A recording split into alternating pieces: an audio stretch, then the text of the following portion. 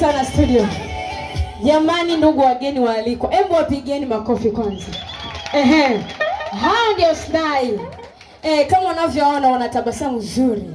Hawana mashaka, hawana wasiwasi. Yaani ukiona wako hivyo matabasamu yako vizuri, jua kuna baba anayelea. Amen, amen. Ukiona vitu viko vizuri namna hivi vinang'aa, umependeza, uko smart. Alafu mwingine anatabasamu anamwanya kama wa kwangu. Yaani nakwambia ni raha tupo. Wakati huu sasa Snai nitakuja kuketi kwenye nafasi zenu, na wakati huu pia nitaomba nikamuinue baba ili aweze kutuombea, ili tuweze kuendelea na mambo yetu mengine. Lazima tumkaribishe uwepo,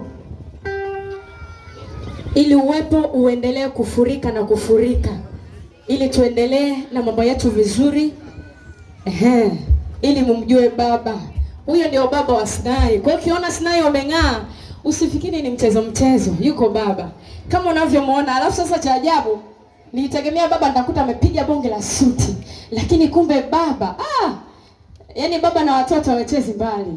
Si umeiona hiyo Baba na watoto bwana, lazima yani ndo ujue kwamba Snai iko na baba. Baba yuko wapi? Huyo hapa. Mpigie makofi baba jamani.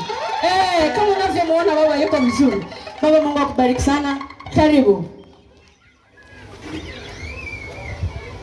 Pewa nafasi ya kuomba. Niombe kanisa tusimame kwa ajili ya kumheshimu Bwana.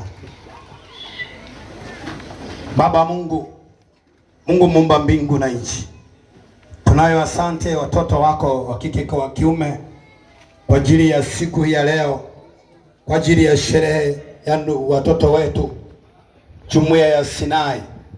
Yesu, asante kwa ajili ya makutano haya ambayo yamekutana.